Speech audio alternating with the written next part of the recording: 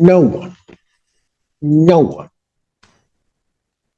is ever going to come into this courtroom and be intimidated in some way by some threat to their profession. Okay. Court does call the case of the people of the state of Michigan versus James Witt. On behalf of the people. Good afternoon, Your Honor. For the record, my name is Jeffrey Ben. I'm here working on behalf of Mr. Whitley, James Whitley. Thank you. All right. Counsel and I have. Yes, you may. Thank you. The 14th District Court of County of State of Michigan is now back in session. The You may be seated. Back on the record in the case of people of the state of Michigan versus James Whitley. No. Typically, oh, go ahead. Thank you. No full use on behalf of the people. Good afternoon, Your Honor. For the record, my name is Jeffrey Ben. I'm here with on behalf of Mr. Whitley, sitting to my right. Typically, the court doesn't publicly discuss, and I will apologize, Ms. Hughes, and I will allow certainly counsel to say what they want to say or need to say. The court doesn't discuss bench conferences, but I think under these circumstances, I'm going to certainly disclose that unless Ms. Hughes, since it was your issue that you brought to the court, unless you have some strong objection to that. I have no objection. Thank you. The court has been informed that, at least alleged, that the defense counsel has indicated that should this exam begin, that it may be his intent to grieve the elected prosecutor for pursuing this case. Court has some concerns with that. First and foremost, that posture in and of itself can have a chilling effect, not only on just proceedings and may be an attempt to interfere in these proceedings, which may in and of itself constitute a grievable offense, but also that this court, if that is indeed the allegation, would not proceed with a hearing that would require someone to then commit a grievable offense. And Ms. Hughes also disclosed to the court that she, in essence, went up her chain of command to seek their advice as to what she should do. It was ultimately said, I think, at one point to certainly bring it to the court's attention, which I think is appropriate since it's under. Mr. Bennett, I will ask you whether or not you believe, in this case, that the people in proceeding are committing a grievable offense. And if so, for you to state on the record what that offense is.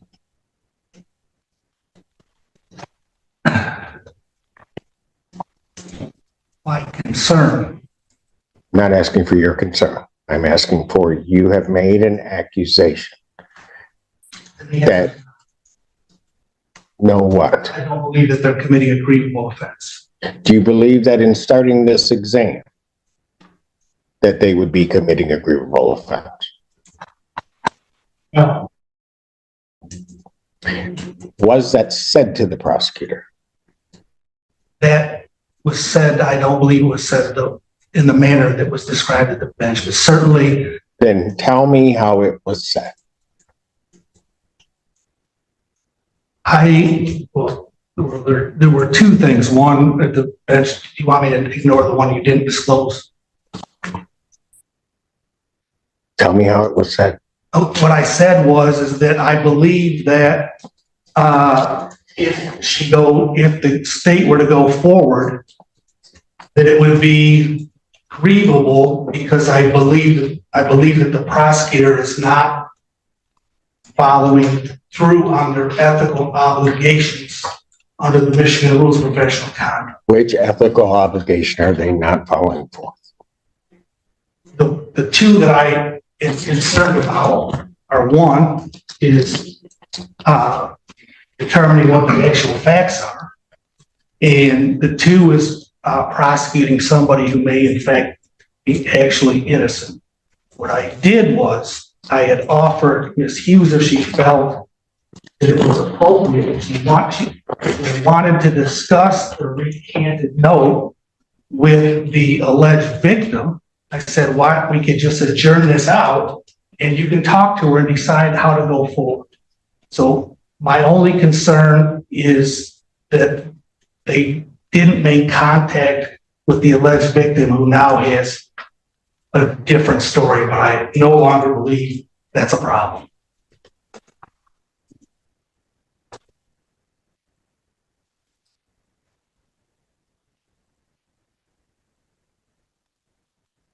Does that, even as you describe it, amount to something that is grievable?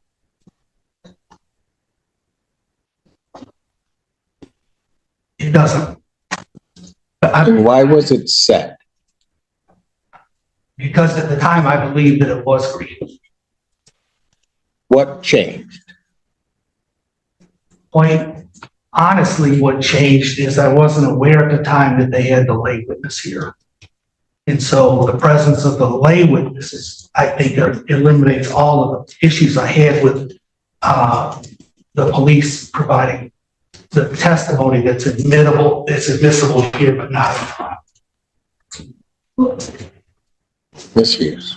I absolutely intend on proceeding pursuant to MCL 76827C. I have made no statements to Mr. Bennett about Ms. Potter being present. But I don't think it is, because Ms. Potter is not present. Explain to me, Mr. Bennett, how that makes a difference. Because quite frankly, I think your accusation is against the prosecutor amounts to your attempt to obstruct these proceedings. So explain to me, which in and of itself would be grievable, counsel. So explain to me what happened now that you know that they're there, how that changed the whole mindset. The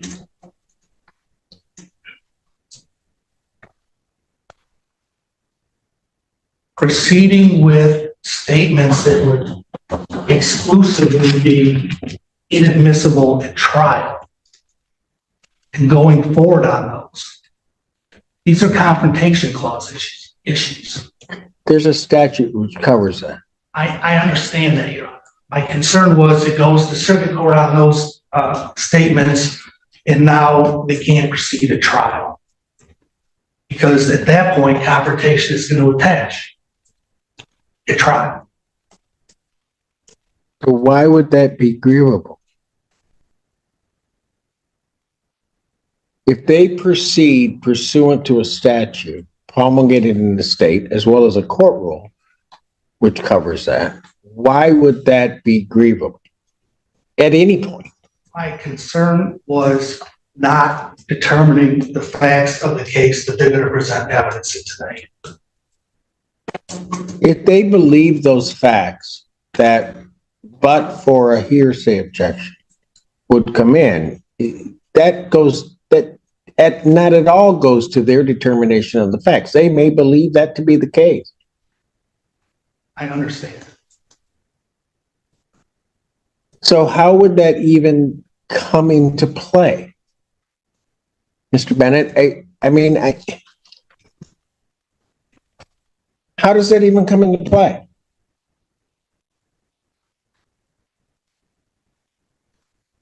I explained what my position is. I don't know what else to say.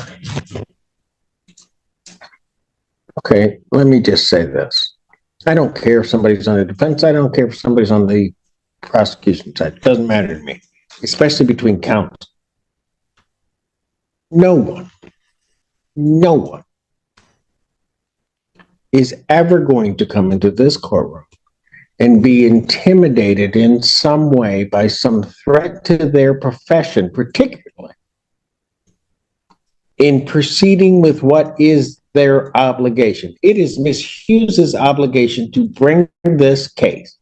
It is your obligation to defend your client. She can't make threats to you to try to prevent you from proceeding to defend your client, or to do nothing if your client wishes that for you to do that as the defendant. This behavior, Mr. Bennett, is inexcusable in this court's mind. Absolutely inexcusable. And quite frankly, sanctionable.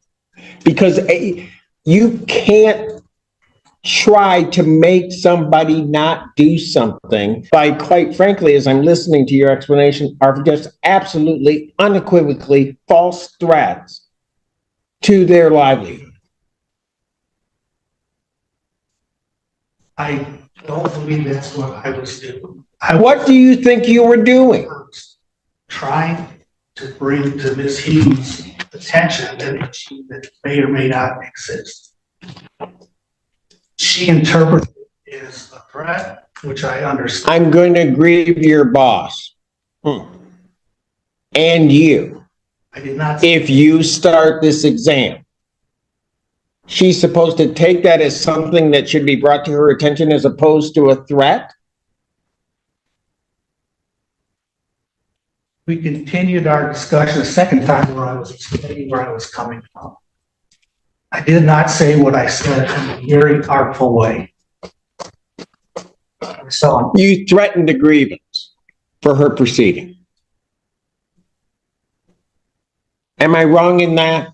I didn't consider that I threatened it. I was trying to bring an issue forward to this threat. She took it as a threat. What was she supposed to take it as?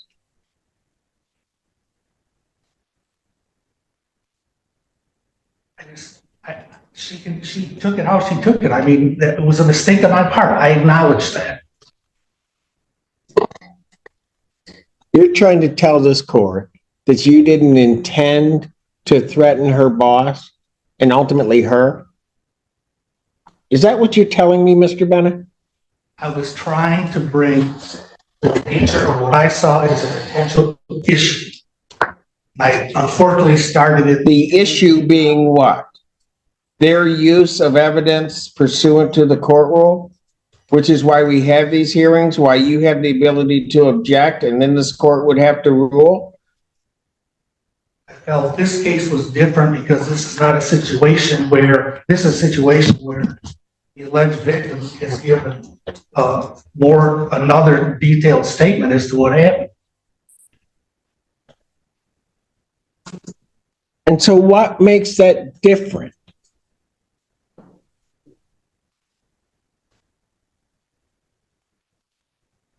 The duty to investigate the facts.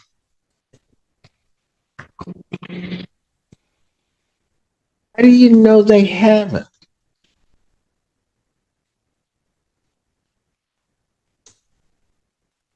Besides her telling me that they haven't, I don't know. I don't know who the her is, but I've never told him the information. I've never told him about the many contacts that she's had with my office. I've never told him about, he's put on the record that she's been appearing at the hearings. Your Honor, she's been at hearings that Your Honor has presided over. The letter that was turned over to the police department was then turned over to the defense. And frankly, he has never asked me. He just came forward with, I'm going to grieve Ellie Sabat.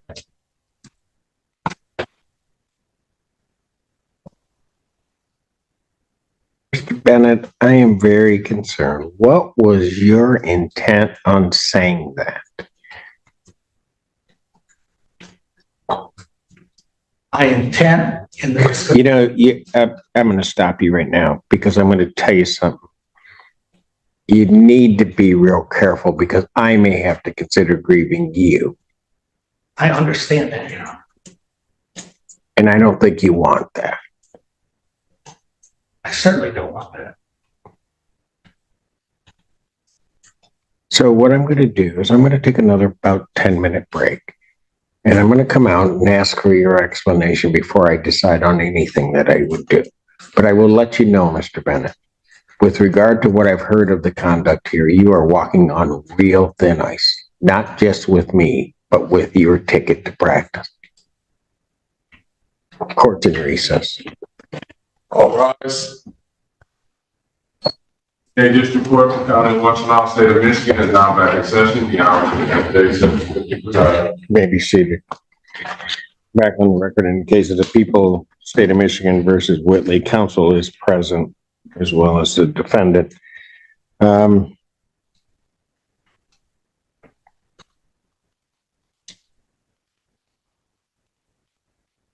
there anything else regarding this issue that either side would like to say? Your Honor, I'm going to self-report the violation under Michigan Rule of Professional Conduct, 8.3 subsection A. I agree that I gave the inappropriate message to the prosecutor. I apologize for doing that. I feel obligated to report myself.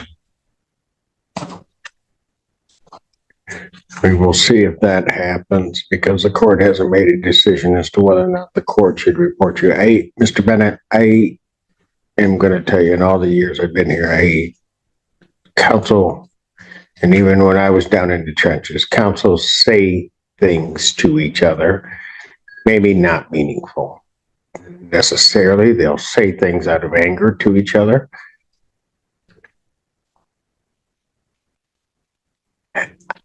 I don't know why you would even think it would be within the bounds of anything decent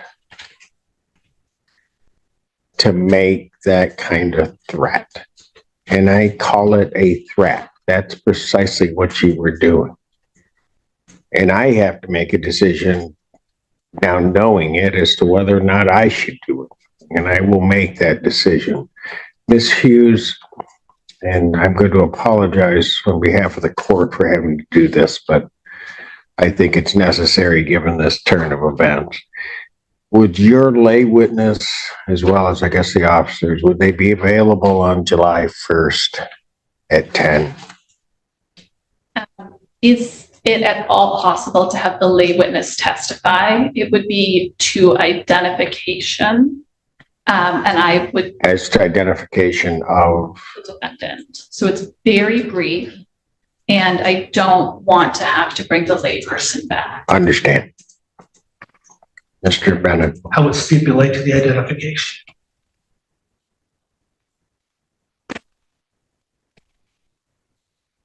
So you're stipulating that the person that is sitting beside you is James Whitley and that he was in a relationship with Jennifer Potter on April 27th, 2024. Yes. Thank you. Will that satisfy what that witness would testify to? Yes. Very good. Thank you. What was the date? I apologize. I am going to adjourn this, if it will work for everybody, to July 1st at 10 a.m. That is my only.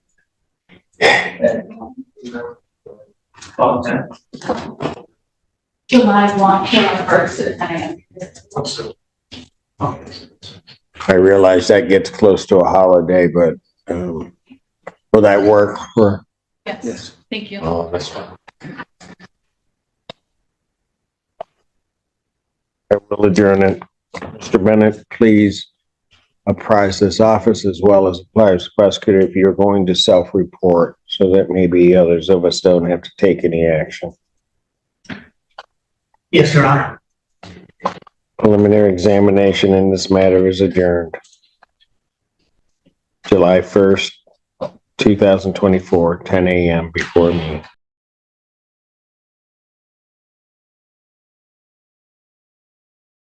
What makes this courtroom moment so powerful is that it wasn't really about the defendant or the evidence.